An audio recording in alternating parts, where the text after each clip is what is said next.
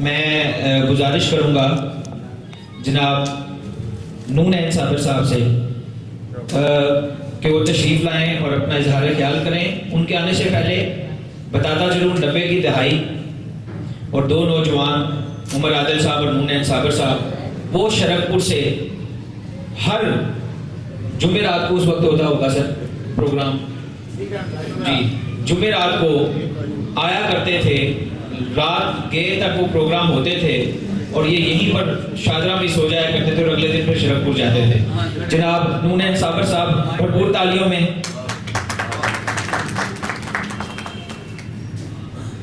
صاحب صدر جناب لطیف ساحل صاحب, بہت ہی پیارے پیارے سامعین جن کے اندر ملک صدیق صاحب بھی تشریف فرما ہیں, فردن نام نہیں لے سکتا. ہم جب مجلس احباب ادب و فن میں شریک ہوئے تو اس زمانے میں مجلس کے دو بڑے مضبوط پلر تھے.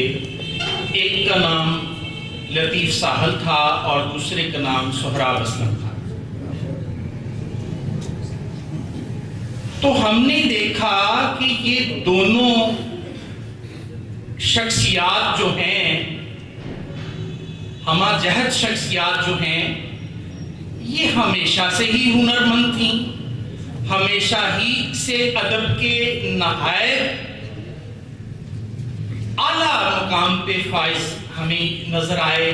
سہراب صاحب نثر میں اور ساحل صاحب نظم میں, شعر میں اور نثر میں.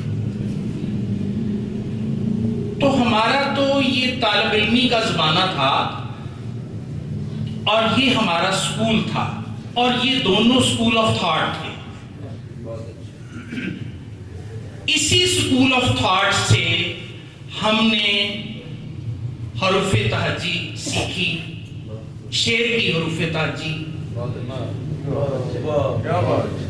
اور اسی سکول سے ہم نے شعر کے آداب سیکھے, شعر کہنے کے آداب, شعر سننے کے آداب. میں کبھی کبھی سوچتا ہوں کہ اگر شاہدرہ پنڈ میں یہ مجلس نہ ہوتی تو نون عین صابر تمہیں جو دو چار لوگ جانتے ہیں شاید یہ بھی نہ جانتے.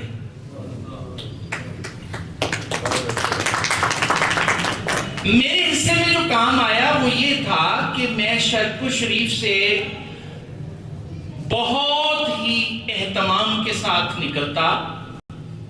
کامران کی بارادری کے پاس عمر عادل کا دولت خانہ تھا, وہاں سے اسے لیتا. کئی دفعہ یہ ہیلو جلد بھی کرتا, بہانے بھی بناتا, لیکن میں اسے پکڑ کے مضبوطی کے ساتھ, کیونکہ میری پکڑ اچھی تھی, میں کبڈی بھی کھیلتا تھا ان دنوں, تو میں اسے پکڑ کے لے آتا. اور یہاں آنے کے بعد کبھی اسے افسوس نہ ہوا کہ نون عین صابر مجھے کیوں پکڑ کے لایا. جاتے وقت ہم ادب کے ہیرے اور جواہرات سے اپنی جھولیاں بھر کے جاتے.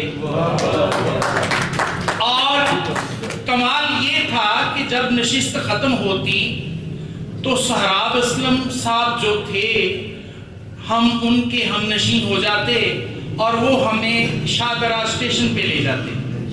اور بقیہ جو رات تھی, رات کے جو آخری پہر تھے, وہ شاہدرہ اسٹیشن کے کسی کھوکھے پہ گزرتے اور چائے کئی دفعہ پی جاتی اور سہراب اسلم کہتے, اوے صابر 10 میلاں وچ رہن والے یہاں سواد لے سکتے ہیں؟ تو ہم کہتے کہ ہرگز نہیں. اچھا, جس طرح ہمارے کلچر پہ یلغار دوسرے کلچرز کی ہوئی, ہمیشہ جو مغلوب قومیں ہوتی ہیں, غالب قومیں, ان کو غالب قوموں کو ہر طرح سے وہ نقل کرتی ہیں.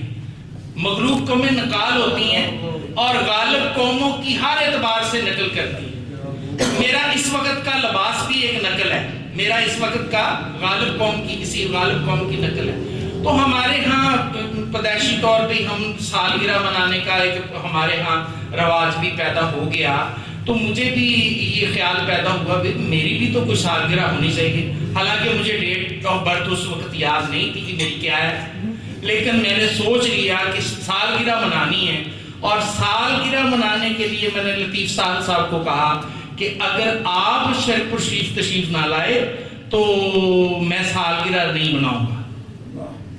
तो इनके साथ एक शरारती सा बच्चा भी आ गया, अली मंसूर। तो मैंने दो लोगों की आंखों में शरारत हमेशा देखी है, दो लोगों की आंखों में हमेशा शरारत देखी है, एक अली मंसूर की आंखों में और दूसरा फरीहा परवेज की आंखों में। फरीहा परवेज की आंखों में भी मुझे हमेशा शरारत नजर आई है और अली मंसूर, ये कॉमन चीज है। तो गुजारिश करने का मतलब ये है कि हमें तो आज भी हर्फ की हुर्मत का शायद इल्म नहीं, हमने आज भी शायद हर्फ से शनासाई हमारी पैदा नहीं हो सकी, लेकिन ये खुशी बहरहाल अपने टाइम मौजूद है कि जिनके यहाँ हर्फ बांदी बने हुए हैं उनसे हमारी शनासाई जरूर है। मैंने कहीं कहा था, बल्कि लिखा था कि लफ्ज जो हैं कभी भी इस कदर बार नहीं होते कि आपका कमा हक्का हूं माफियूज ज़मीर बयान कर सके। लफ्ज कभी भी इस कदर बार नहीं होते कि कमा हक्का आपका माफियूज ज़मीर बयान कर सके। मैं इस वक्त जो कुछ कह रहा हूं ये मैं लफ्जों को सहारा करके ही कह सकता हूं, हालांकि मैं वो कुछ नहीं कह पा रहा जो मैं कहना चाहता हूं, क्योंकि हमारे पास लफ्जों को वसीला करने के अलावा और कोई ऐसा सबब नहीं जिससे हम अपने एहसासात को, अपनी फीलिंग्स को बयान कर सकें। दुनिया में आज तक 3 ही इजहार के तरीके जो मरवजा हमें नजर आते हैं, या तकरीर का जो मैं कर रहा हूं, या तहरीर का जो हम लिखते हैं, या तासराती ज़बान जो हम चेहरे से जो बयान करते हैं बगैर बोले हुए। तो मैं तो इन तीनों ज़बानों पे, इन तीनों अजहारियों पे कादर नहीं हूं, लेकिन मेरी खुशनसीबी है कि ऐसे लोगों के दरमियान खड़ा हूं जिनको ये अदराक, ये फहम, ये फरासत शायद पैदाइशी तौर पे मिली है कि वो लफ्ज़ों से भी खेलते हैं और लफ्ज़ मज़ा लेते हैं कि ये हमसे खेलते रहें, लफ्ज़ मज़ा लेते हैं कि ये हमसे खेलते रहें। और अगर वो तासरात से कुछ कहना चाहते हैं तो वो भी इतना मुकम्मल होता है, हालांकि तासरात की ज़बान मुबहम होती है, लेकिन उनका देखा हुआ इस कदर मुकम्मल होता है कि उनके देखे में जो देखता है उसे समझ आ जाती है इन्होंने क्या देखा है।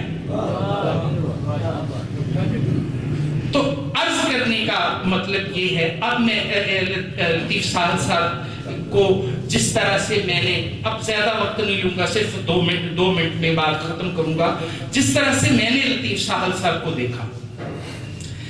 लतीफ़ साहल साहब एक जज्ब में रहने वाले, जज्ब मस्ती में रहने वाले शख्स हैं, शख्सियत हैं।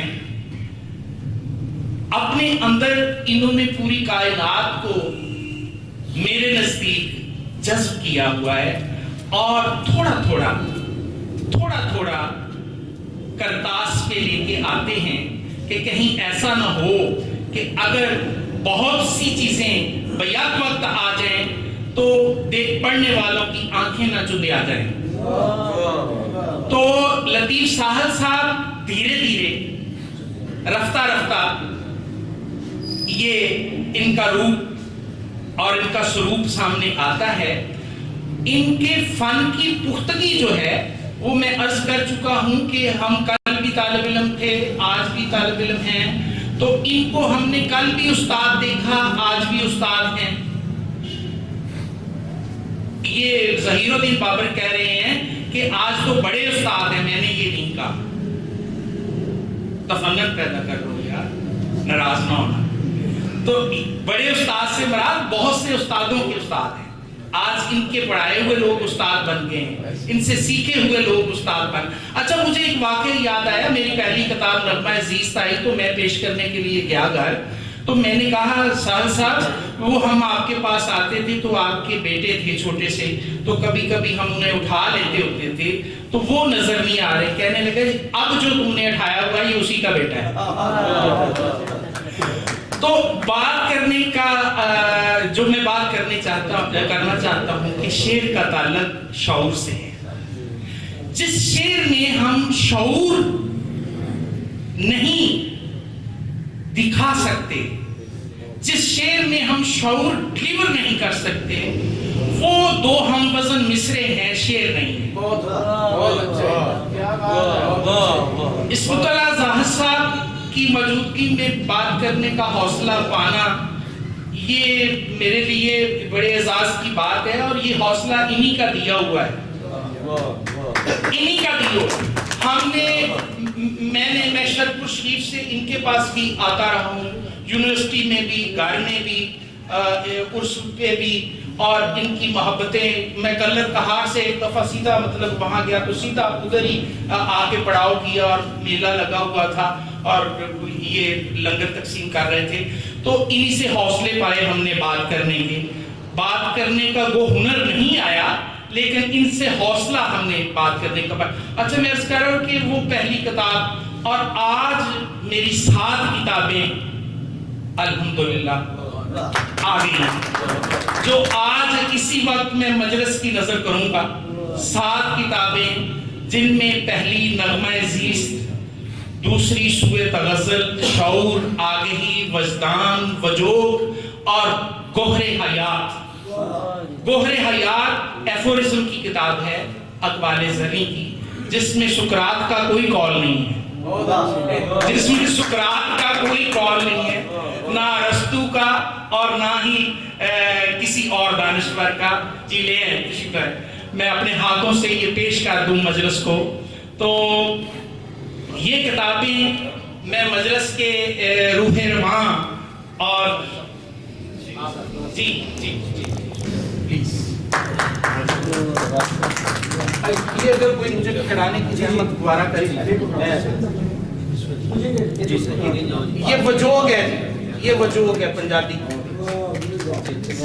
اور یہ وجدان ہے جی، یہ تصوف پہ ہے کتاب، یہ آگہی ہے جی، اور یہ جناب شعور ہے جو مجھے ابھی نہیں آیا. یہ سوئے تغزل ہے جی، جس میں میں نے اردو غزل کا مقدمہ لکھا ہے، کتاب کا نہیں. اسے پڑھنا ہوگا جس کے بھی ہاتھ میں آئے گی. یہ نغمہ زیست میرے بچپن اور لڑکپن کی کہانی بیان کرتی ہے، شاعری ہے، اور گوہر حیات ہوگی، ساری ہوگی. اور ایک لمحے کے لیے تو اینڈ آف جی تشریف کے اینڈ آف میں یہ بات کہنا چاہتا ہوں کہ شعر کا ادراک، شعر کی فہم، یہ جو اسکول آف تھاٹ ہے، اسی سے مجھے جو تھوڑی بہت سمجھ آئی اسی سے آئی. اور لطیف ساحل صاحب کو ہی ہم فالو کرتے ہیں آج بھی، اور پہلے بھی فالو کرتے رہے.